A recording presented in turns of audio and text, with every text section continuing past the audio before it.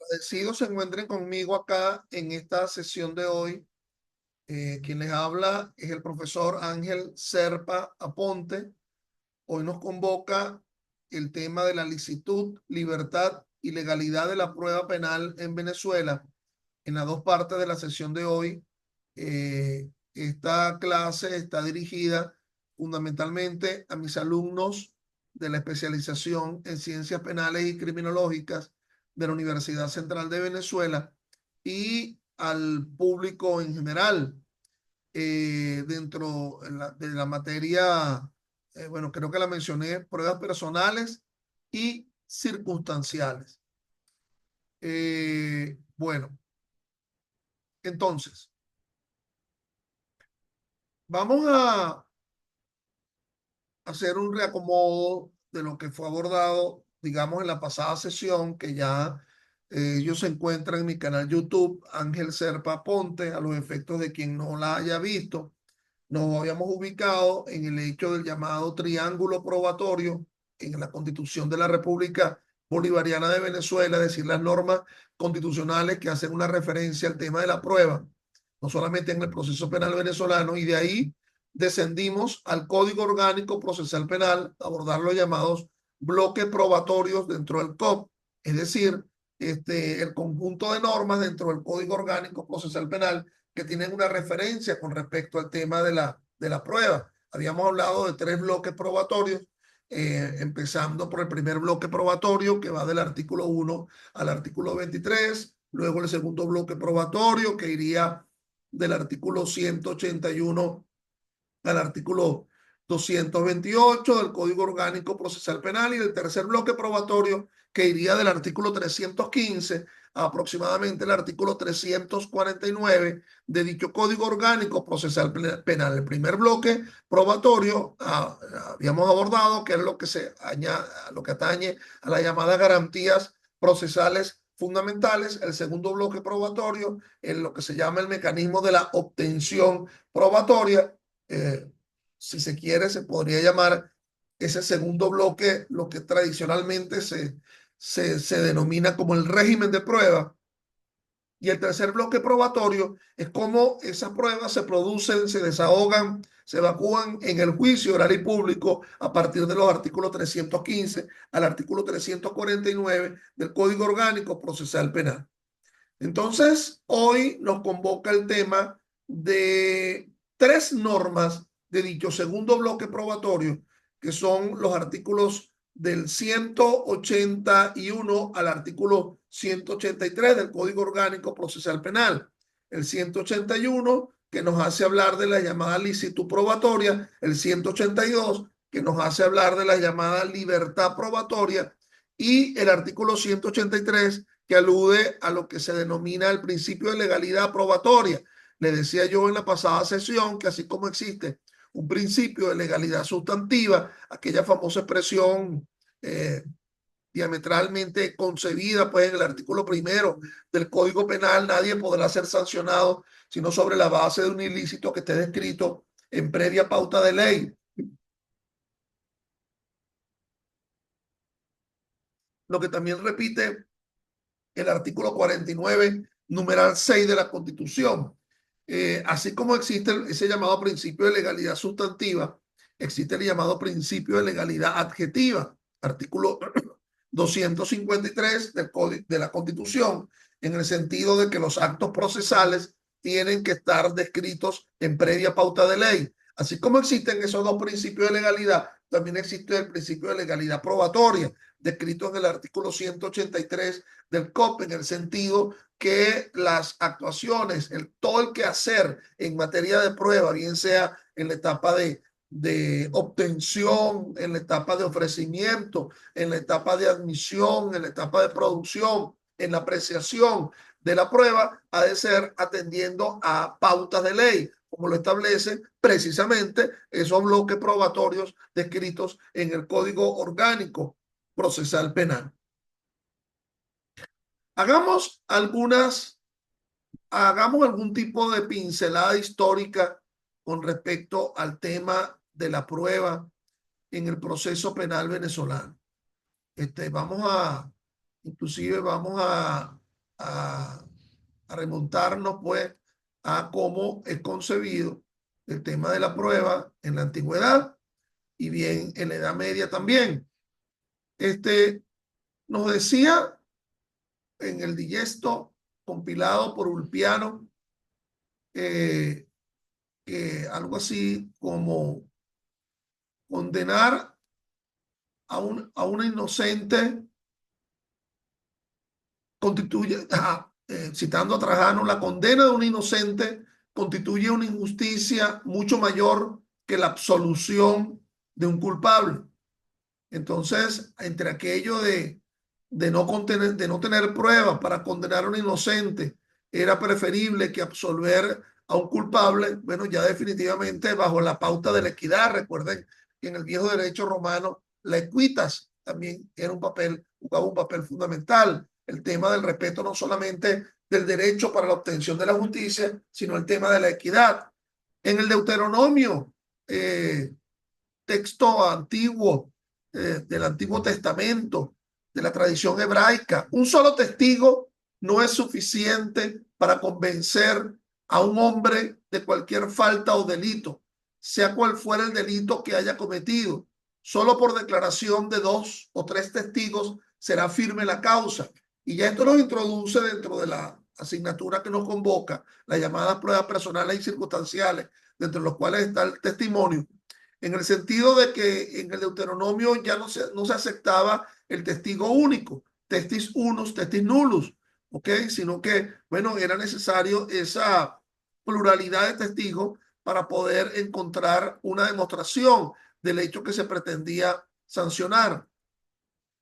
En el Evangelio, según San Mateo, se recoge lo siguiente: si tu hermano llega a pecar, vete y repréndele, a solas tú con él.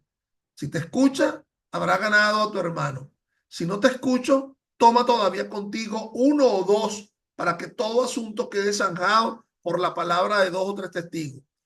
Como se dan cuenta, desde la antigüedad, el problema de la suficiencia de testigos más que de la eficiencia de testigos nos exige o exigía en aquel momento la necesidad de la pluralidad de los testigos. En el Evangelio según San Juan y en vuestra ley está escrito que el testimonio de 2 personas es válido.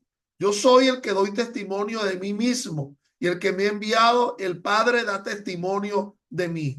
Entonces fíjense que inclusive el tema de las 3 divinas personas se ubican en el ámbito de la relación testimonial, en el sentido de la pluralidad de testigos, pero también el que una relación suprema pueda dar una relación testimonial con respecto a otro. La segunda carta de los Corintios, en el mismo texto bíblico: por tercera vez doy a vosotros, por la palabra de 2 o 3 testigos se zanjará todo asunto. Como se ve, se reitera el carácter plural del testimonio, lo cual no necesariamente se ubica en el ámbito de nuestro proceso penal. Basta con que sea un solo testigo, pero sea un testigo eficiente. En la primera carta a Timoteo 13:19, no admitas ninguna acusación contra un presbítero si no viene con el testimonio de 2 o 3.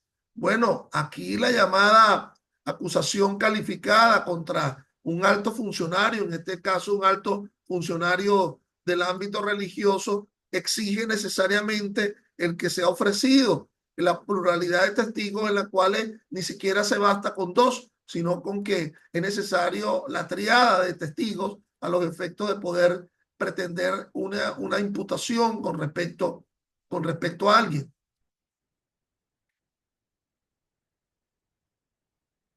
Disculpen acá que es ahora que se están incorporando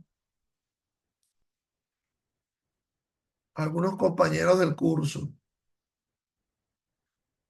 En la epístola a los Hebreos, si alguno viola la ley de Moisés, es condenado a muerte sin compasión por la declaración de 2 o 3 testigos. De nuevo, se reitera, en el decreto romano establecido en el Código Justiniano, el Código Justiniano 382, todos los acusadores deben saber que solo se abrirá una investigación pública de una causa probada de modo indubitable por medio de testigos idóneos, documentos inequívocos o indicios que arrojen claridad como la luz del día. Aquí por lo menos se extiende el ámbito de la prueba más allá del testigo, posibilitándose la utilización de los documentos siempre que no sean equívocos, es decir, que sean inequívocos, que no revelen ninguna duda, o inclusive se incorpora el concepto de prueba indirecta, los indicios. Fíjate que se habla de indicios en ese pluralidad que arrojen claridad como la luz del día. Santo Tomás de Aquino, allá hacia el siglo XIII, en su Suma Teológica, Gratia, nos indica: porque ni el evangelio ni ninguna ley divina o humana condenan o justifican a nadie en razón de un testimonio único, por más que sea idóneo. Entonces, ya en el propio texto de Tomás de Aquino se critica la sola condena sobre la base de la prueba singular. En la Ilustración, aceptándose la libre valoración de la prueba, se derivó la frase: los testigos no se cuentan, sino que se pesan. No habría primero que constatar una pluralidad de declaraciones para que cada una pueda apoyarse en los detalles concordantes de la otra. Es decir, el tema de que no se debe contar el número de testigos, sino eficientizar el valor demostrativo de lo que diga cada uno de ellos, es decir, asumir el valor en contraste más que sumar el número de testigos. El digesto del viejo código justinianeo: cuando el acusador del Pidius, previo al rechazo de la acusación, se dirigió a Juliano: oh ilustre César, si es suficiente con negar, ¿qué ocurriría con los culpables? Juliano: y si fuese suficiente con acusar, ¿qué le sobrevendría a los inocentes? Por lo tanto, la acusación ha de ser un correlato tanto de alegatos como de prueba. Es decir, el sustento fundamental de la acusación es esa llamada desvirtuación de la presunción de inocencia, haciendo constar los hechos y circunstancias que están descritos en el artículo 285, numeral 3 y 4 de la Constitución. A los que les guste rayar código, bueno, al lado del artículo 308 del Código Orgánico Procesal Penal, deberían colocar ver 285, numeral 3 y 4 de la Constitución, e igualmente al lado del 285, 3 y 4 de la Constitución, colocar ver artículo 308 del Código Orgánico Procesal Penal, un correlato de alegatos y de pruebas.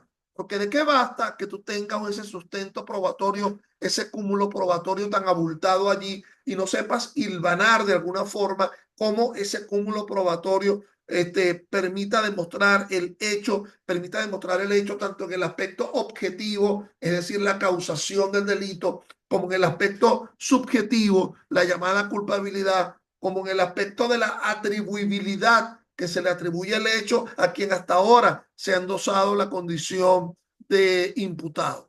Entonces, hay otras citas antiguas. Y esto, por ejemplo: in redubia benigniorem interpretationem sequi non minus justius et quantutius. En caso de duda, seguir la interpretación más benigna es tan justo como seguro. Es decir, la expresión del llamado ese indubio pro reo, que se encuentra presente en el artículo 24 de la Constitución y que les mencionaba en la clase anterior, que el artículo 24 de la Constitución no solamente nos habla de un indubio pro reo, la aplicación de la norma mucho más beneficiosa al reo desde el punto de vista de la norma sustantiva, la que establece, la que tipifica el delito, sino que ese artículo 24 también nos habla de la aplicación de la norma mucho más favorable al reo desde el punto de vista adjetivo, en el sentido de que en primer lugar se aplica la norma que esté vigente al momento de la realización del acto procesal, pero en caso de duda entre una ley anterior, que sería esa ley a partir del momento de la comisión del delito, y una ley posterior, que sería hasta el momento de la emisión de la sentencia, se tomará en cuenta la ley que sea mucho más beneficiosa al reo. Pero también ese artículo 24 de la Constitución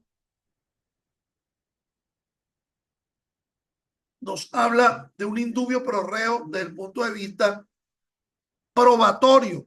Nos dice la norma, ese artículo 24, que la norma, la ley apreciativa de la prueba es la ley que está vigente al momento del ofrecimiento de la prueba.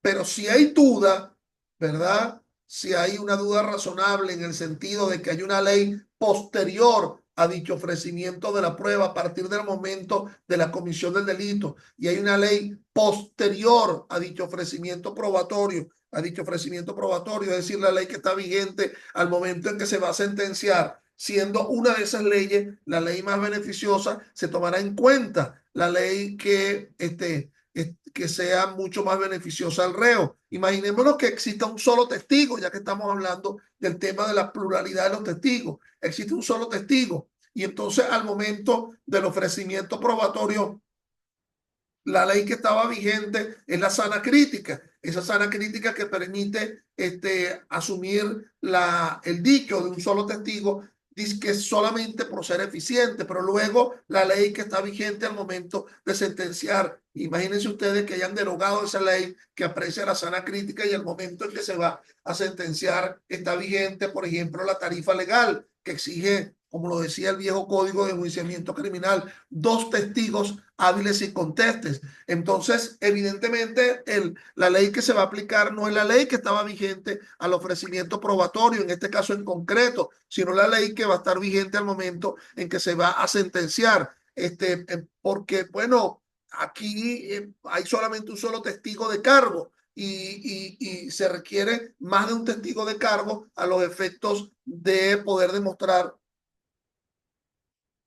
esa responsabilidad del que está siendo sindicado. Entonces, eh,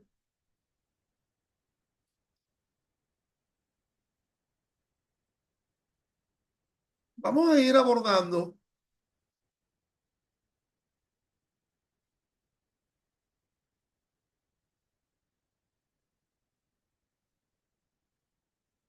qué es lo que dice allí. Muchos dirán, Ministerio Público. No, señor. Eso lo que quiere decir es medios de prueba. Vamos a ver cómo esos medios de prueba a lo largo del recorrido del proceso penal se transforman evidentemente en prueba. Muchos dicen que el medio de prueba es el vehículo en la cual se incorpora la prueba en el proceso penal. Entonces, vamos a ver ese proceso, esa especie de alquimia jurídica en donde un medio de prueba se transforma en prueba a los efectos de sustentar la tesis de la sentencia. Esa sentencia, que conforme al artículo 157 del Código Orgánico Procesal Penal, más los artículos 304, 348 y 349 del Código Orgánico Procesal Penal, esa sentencia que puede ser de tres tipos. Una sentencia absolutoria en la cual el cúmulo probatorio no conduce a firmar la tesis de la responsabilidad penal esgrimida por el fiscal del Ministerio Público en su acusación. Puede haber una duda con respecto al tema de la prueba. Inclusive puede ser que la prueba sí haya demostrado evidentemente dos hechos, pero dos hechos que se contraponen. Es decir, la causa de la muerte fue el disparo de Pedro, pero también se evidencia que Pedro actúa en legítima defensa. Entonces las pruebas ahí se actuaron para demostrar los dos hechos. Entonces aquí el indubio pro reo se aplicaría en la base de la existencia de dos hechos en las cuales uno es más beneficioso al otro, al reo. O puede ser que se haya demostrado la realización de dos normas jurídicas, la existencia de dos normas jurídicas a partir de la cual se, se esté abordando, ¿verdad? La existencia de una excusa absolutoria Recordemos las excusas absolutorias, pueden ser muchas. Las excusas absolutorias en el caso de los delitos contra la corrupción, ¿ok? Aquel delito de malversación, por ejemplo, en la cual se haya descubierto que se destinó una partida a una finalidad distinta a la presupuestada, pero también está allí demostrado que en Consejo de Ministros, bajo la anuencia del presidente de la República, ese destino a una partida distinta fue para salvaguardar, fue para socorrer a los efectos de una calamidad pública. Entonces, los dos hechos se encuentran perfectamente demostrados. Pero puede ser que el tema no sea la demostración de los hechos. El tema ha sido fundamentalmente la contradicción entre las pruebas. Es decir, la prueba no puede afirmar la presencia del acusado en el sitio de los hechos. Hay una prueba que lo ubica en un sitio equidistante al sitio de los hechos y otro que lo ubica allí, y son dos exclusivamente, y son fiables porque se le pregunta sobre las otras condiciones del sitio de los hechos y no se equivoca ese testimonio con respecto a su tesis de que se encontraba presente en el sitio de los hechos, pero también se le pregunta al otro testimonio que se encontraba presente equidistante sobre las características del sitio donde estaba de forma equidistante y tampoco se equivoca. Entonces ambos tienen un alto grado de fiabilidad en cuanto a la ubicación del sitio, lo que son contradictorios con respecto a la presencia del acusado en el sitio. Entonces no pueden demostrar ningún tipo de hecho, no pueden corroborar ningún tipo de hecho que pueden ser contrastados, sino que más bien la prueba es contradictoria a los efectos de la demostración. Entonces esa es la tesis de la sentencia absolutoria, pero evidentemente también con pruebas se verifica la tesis de la sentencia condenatoria. Esa sentencia condenatoria que está regulada en los artículos 349 del Código Orgánico Procesal Penal. Cuando se habla de una certeza de culpabilidad, indudablemente que todo el cúmulo probatorio conduce a afirmar la tesis de la condena en cuanto al aspecto objetivo, es decir, la causación del hecho, la relación de causa-efecto. Pedro sí efectivamente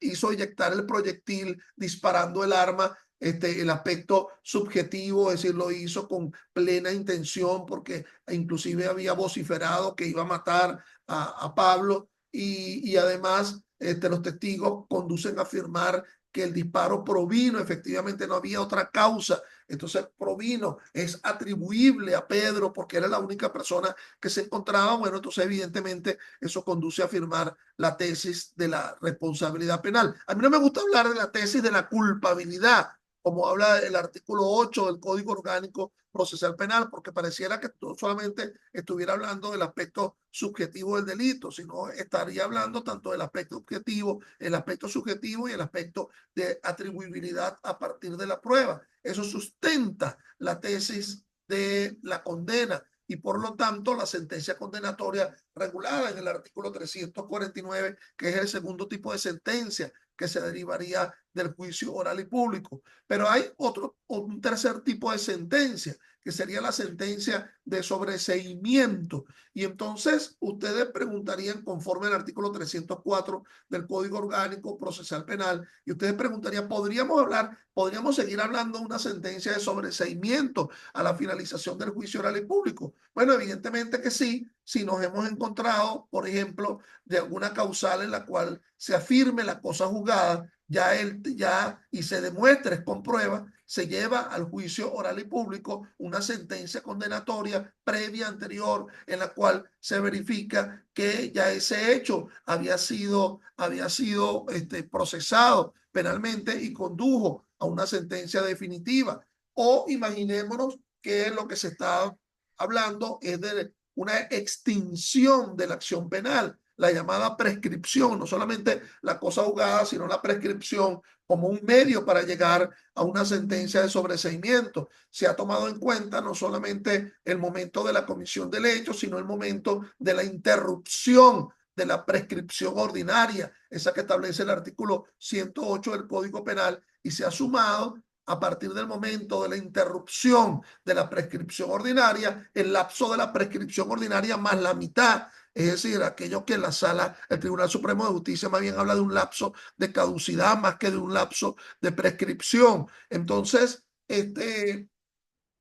se ha tomado en cuenta tanto la prescripción ordinaria como la prescripción extraordinaria antes de que se verifique los elementos aunque se pase a recepcionar la prueba, se está oponiendo a la excepción de prescripción y evidentemente tenemos a la vista la existencia de una prescripción y por lo tanto lo que se debe derivar es una sentencia de sobreseimiento. Por cierto, que el Tribunal Supremo de Justicia, tanto en la sala constitucional como en la sala de casación penal, nos han dicho que por lo menos exige, instruye que si la decisión va a ser una decisión de sobreseimiento por prescripción y de igual forma tendría el juez que establecer si el hecho se cometió y si del hecho es culpable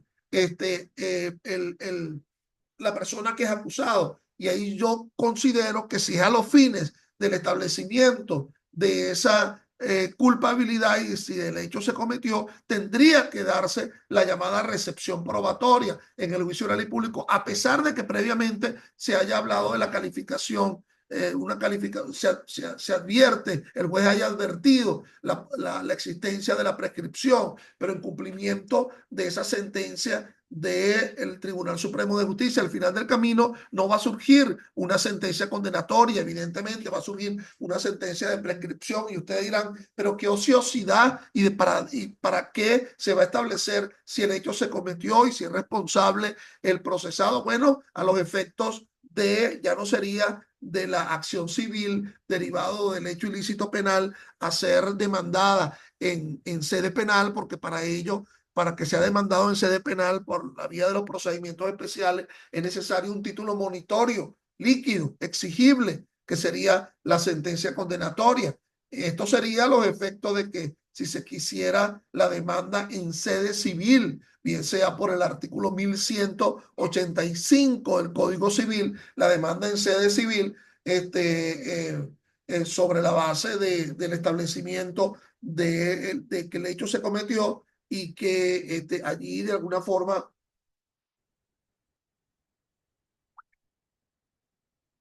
es responsable del hecho el acusado, a pesar que existe una prescripción de carácter penal.